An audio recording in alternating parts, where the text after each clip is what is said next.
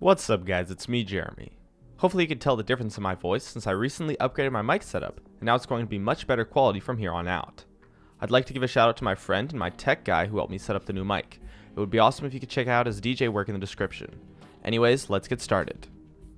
Now when it comes to team fighting, both diving and zoning are common tactics, but knowing when to do it, how to do it, and why is really important.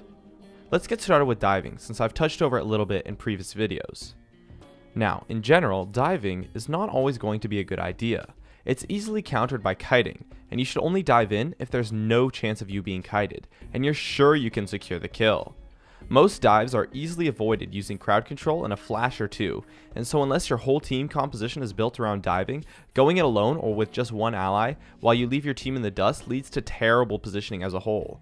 However, diving can be effective if you can set up a flank or hit some key abilities onto a squishy target.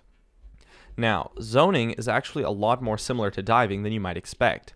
What zoning generally is diving in, but then kiting away from the opponents.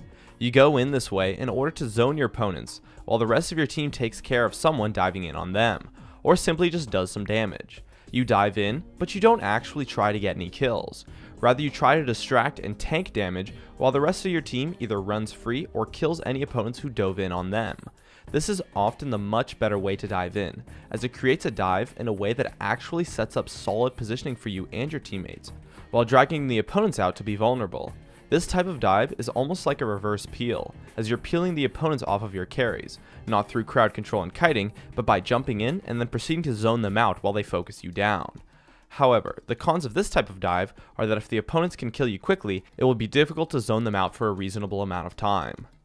Anyways, both strategies have pros and cons, but in general, I would say that the zoning tactic is much more useful, but a little bit less well known, so try to take advantage of it, especially on tanky champions that are hard to kill, but lack damage or are easily kited. My name is Jeremy, and that's it for my video on diving versus zoning. If you enjoyed this video, feel free to check out some of my others on the screen right now, or stay connected at facebook.com/gamingcurios. And I actually recently posted a photo for my prom that was last weekend, so you can check that out if that's what you're into. Drop a like and make sure to subscribe for some more awesome content in the future.